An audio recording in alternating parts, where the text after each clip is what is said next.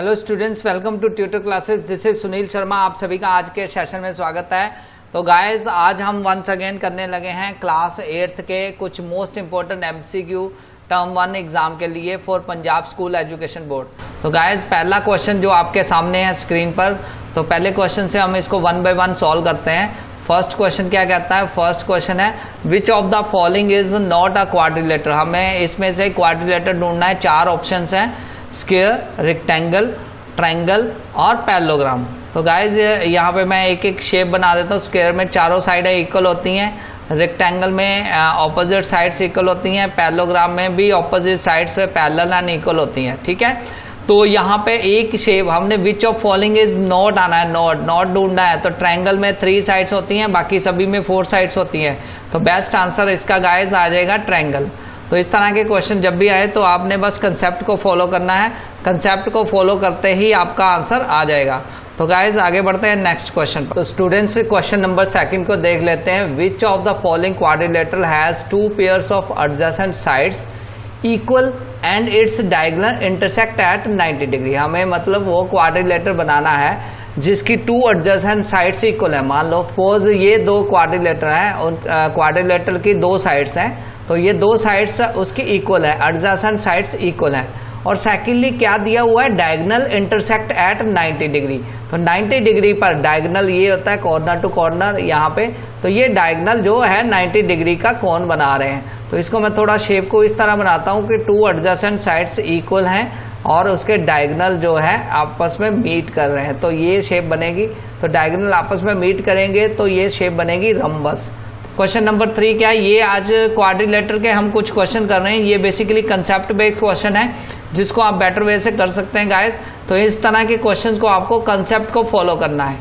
Which one of following is a regular quadrilateral? Which one of following is a regular quadrilateral? Regular quadrilateral ढूंढना है। एक option है square, trapezium, kite और rectangular. तो guys, square has all its sides equal और angle equal to 90 degree.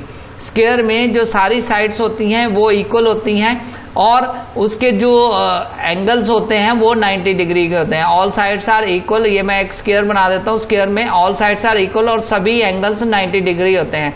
तो ये एक रेगुलर क्वाड्रिलेटर होता है। तो आंसर क्या आएगा गाइज? इसका ए आंसर आएगा। आगे बढ़ते हैं नेक्स्ट क्वेश्चन पर। क्वेश्चन नंबर 4 क्या कहता है गाइज? क्वेश्चन नंबर 4 है if A B and C D are 2 parallel sides of a parallelogram then कौन सी ऑप्शन करेक्ट ऑप्शन आएगी? हमें ये ढूंढना है। Yes, A B and C D are 2 sides of parallelogram. तो जब पैरेललोग्राम होता है उसकी 2 साइड्स हैं। पैरेललोग्राम मैंने ये ड्रॉ किया है। ए बी, मान लो ये ए बी साइड है, ये सी डी साइड है। तो A B and C D दोनों साइड्स आपस में क्या आएंगी? पैरेललोग्राम में ऑपोजिट साइड्स इक्वल आएगी। तो पैरेलल साइड्स इक्वल होती है, तो यहाँ पे parallel sides A B and C D है। ठीक है, तो बेसिकली ऑपोजिट साइड ही पैरेलल बनेगी। तो parallel sides always equal in parallelogram. तो यहाँ पर आंसर आएगा सी आंसर, इसका बेस्ट आंसर आएगा। आगे बढ़ते हैं नेक्स्ट क्वेश्चन पर। Question number 5। तो आज मैं आपके साथ 15 मोस्ट इंपॉर्टेंट क्वेश्चन जो एमसीक्यू कवर कर रहा हूँ क्वाड्रिलेटर, अंडरस्टैंडिंग क्वाड्रिलेटर चैप्टर से। तो गाइस, क्वेश्चन नंबर 5 क्या कहता है? Perimeter of parallelogram whose parallel sides have length equal to 12 centimetre parallel sides की लेंथ दी हुई है और एक दूसरी साइड है उसकी जो सम ऑफ, हमें क्या करना है? पैरेललोग्राम जो है उसका पेरीमीटर ढूंढना है। ठीक है, पेरीमीटर क्या आएगा? तो पैरेललोग्राम, ये मैंने एक पैरेललोग्राम ड्रॉ कर दिया। पैरेललोग्राम में क्या दिया हुआ है यहाँ पर?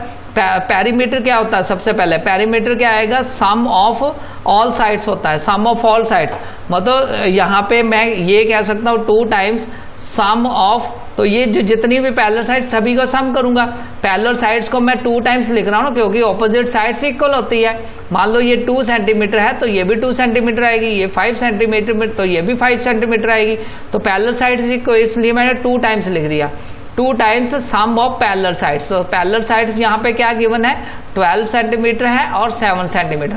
तो 12 प्लस 7 क्या आ जाएगा 19, 19 मल्टीप्लाई बाय 2 आंसर आ जाएगा 38।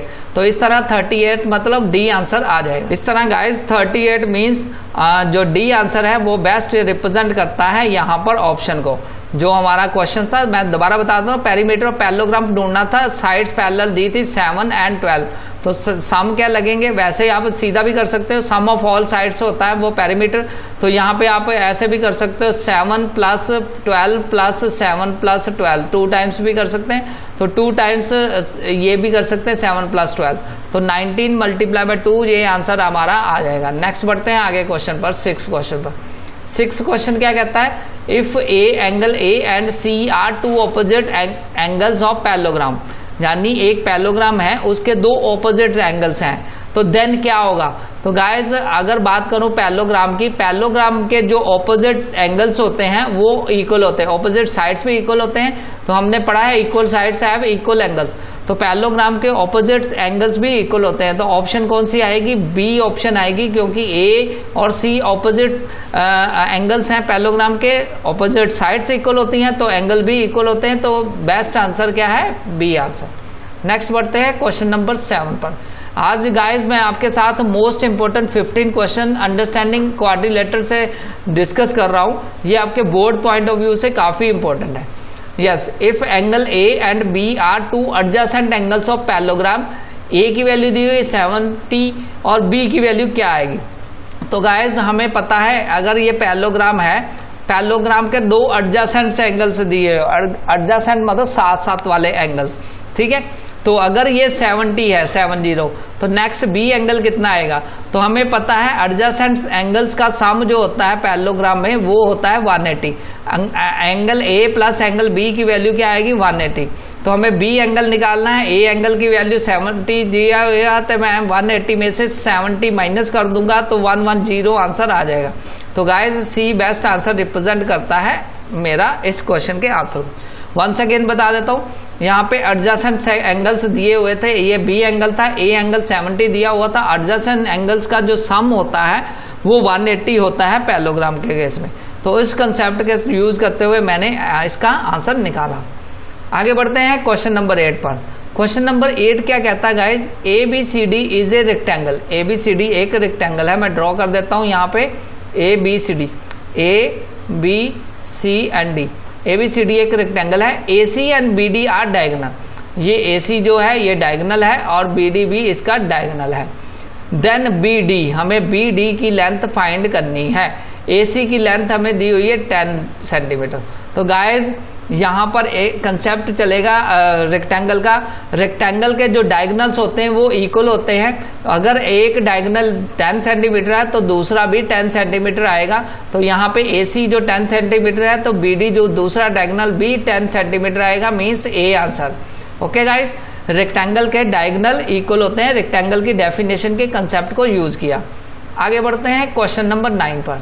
Yes, each of angles of square, हाँ जी, स्क्वायर जो होता है वो होता है इस तरह की शेप होती है और ईच एंगल उसका जो 90 डिग्री का एंगल होता है। तो यहाँ पे बेस्ट वे से हम 90 डिग्री को राइट एंगल भी बोलते हैं, तो इसलिए गाइस बी इसका बेस्ट आंसर आएगा।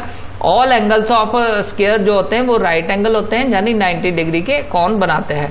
Next question, question number 10। मैं आज कंसेप्ट बेस्ड क्वेश्चंस आपको करवा रहा हूँ जो आपके एग्जाम में काफी हेल्प करेंगे। The quadrilateral whose diagonals are perpendicular to each other is, अगर एक क्वाड्रिलेटरल है, अगर उसके जो डायगोनल है, मान लो ये क्वाड्रिलेटर है, क्वाड्रिलेटर में ड्रॉ कर देता हूँ, अगर उसके डायगोनल, यस ये डायगोनल और ये डायगोनल आपस में 90 डिग्री पर इंटरसेक्ट करते हैं, परपेंडिकुलर है ईच अदर, तो वो डायगोनल, वो जो फिगर है वो कौन सी फिंगर होगी, वो फिंगर आएगी रंबस। रंबस इस तरह का रंबस होता है, यस इस तरह की फिगर जो रंबस होती है, तो उसके जो डायगोनल है ये डायगोनल, तो वो एक 90 डिग्री का कोण बनाते हैं आपस में।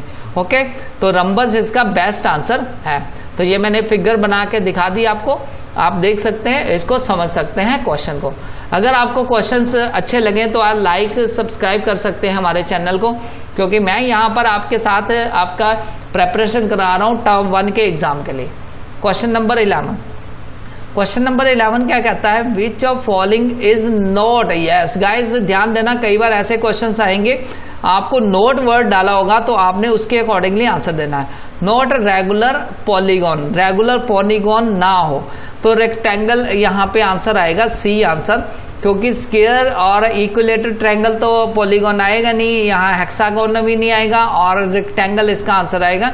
क्यों, एक रेक्टेंगल जो regular polygon is both equiangular और इक्विलेटरल होता है उसकी sides, but all 4 sides of rectangle are not equal. मुझे सारी साइड्स, स्क्वायर की सारी साइड्स इक्वल है, इक्विलेटर ट्रायंगल की ऑल साइड्स और साइड्स इक्वल है, रेगुलर हेक्सागोन जो होता है उसकी सारी साइड्स इक्वल आ जाएंगी तो एंगल भी इक्वल आएंगे।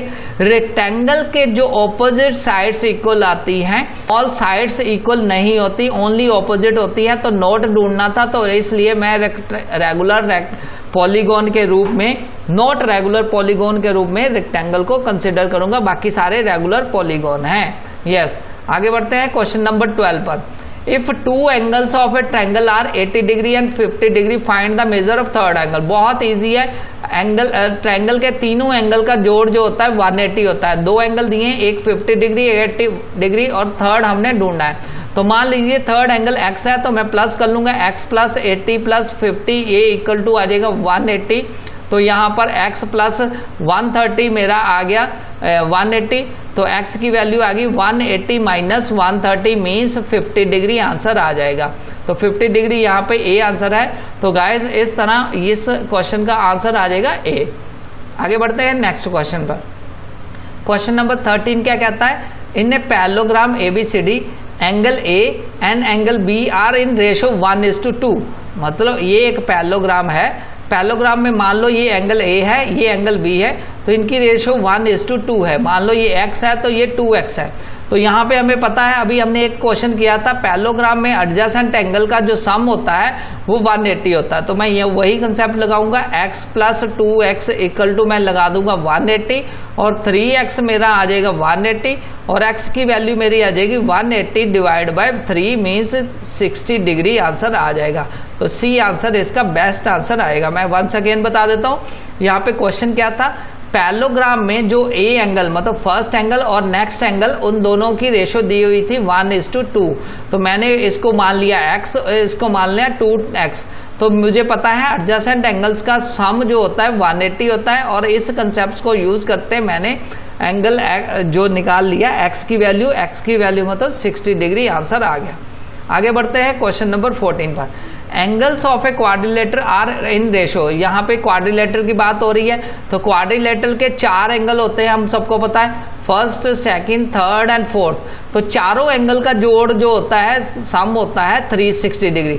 तो वंस अगेन जैसे लास्ट क्वेश्चन किया था उसमें एडजेसेंट एंगल का सम हमने किया था 180 और यहाँ पे 4 के 4 एंगल्स का सम हम कर रहे हैं, क्योंकि यहाँ रेशो दी 1, 2, 3 एंड 4। तो मैंने ये 1 को मान लिया x, दूसरा आ जाएगा मेरा 2x, फिर नेक्स्ट मेरा आ जाएगा 3x और नेक्स्ट आ जाएगा मेरा 4x। ये रेशो बनेगी 4, 3, 7, 2, 9 और 1, 10, मतलब 10x इक्वल टू आ जाएगा 360, 0 कट जाएगी और x की वैल्यू आ जाएगी मेरा 36 डिग्री। ओके, तो विच एंगल हैज लार्जेस्ट, यहाँ पे सबसे अगर सिंगल एंगल पूछा होता तो 36 एंगल डिग्री आंसर आ जाना था। तो गाइज यहाँ पे कंफ्यूजन के लिए 36 भी यहाँ पे ऑप्शन दी हुई है, तो हमारा 36 नहीं आएगा, हमें लार्जेस्ट ढूंढना है। तो लार्जेस्ट यहाँ पे 4x है, तो 4 टाइम्स 36 आ जाएगा मीन्स 1444 डिग्री, यानी बी आंसर इसका बेस्ट आंसर आएगा। वंस अगेन बता देता हूँ, अगर सिंगल एंगल ढूंढना होता तो मेरा आंसर यहाँ पे डी आता, लेकिन यहाँ लार्जेस्ट एंगल पूछा गया है तो क्वाड्रिलेटर के सारे एंगल्स का सम 360 होता है, उस कंसेप्ट को मैंने यूज करके इसका आंसर ढूंढा। आगे बढ़ते हैं क्वेश्चन नंबर 15 पर। तो गाइज आज मैं आपके साथ मोस्ट इंपोर्टेंट 15 क्वेश्चन शेयर कर रहा हूँ, तो आप इसकी प्रैक्टिस कर सकते हैं मेरे साथ वीडियो को बार बार देख के। यस, यहाँ पे क्वेश्चन क्या कहता है, length breadth of a rectangle are 4 centimetre 2 centimetre, find the perimeter. बहुत ईजी, पेरीमीटर हमें पता है रेक्टेंगल ये शेप होती है, अगर हम ऐसे भी करें और तो पेरीमीटर होता है सम ऑफ ऑल साइड्स, तो रेक्टेंगल में ऑपोजिट साइड्स इक्वल होती है, तो ये आ जाएगा 2 टाइम्स एल प्लस बी। ये फार्मूला याद रखना है बच्चों, तो 2 टाइम्स एल प्लस बी, तो एल क्या है यहाँ पे 4 और बी क्या है यहाँ पे 2, तो 4 प्लस 2 6 आ जाएगा, 6 multiply by 2 means 12 centimetre answer आ जाएगा। तो पेरीमीटर का हमने फार्मूला लगाया और हमने 12 सेंटीमीटर ए आंसर ढूंढ लिया। तो इसी तरह आप बोर्ड के एग्जाम में भी कंसेप्ट को पढ़ना, क्वेश्चंस को देखना और ऑप्शंस को देखना और फार्मूला को अप्लाई करके आप क्वेश्चंस को सॉर्ट आउट कर लेना। Thanks a lot for watching this video guys, फिर मिलेंगे नेक्स्ट वीडियो में एक और नए चैप्टर के नए कंसेप्ट के साथ। Thanks a lot, take care, bye.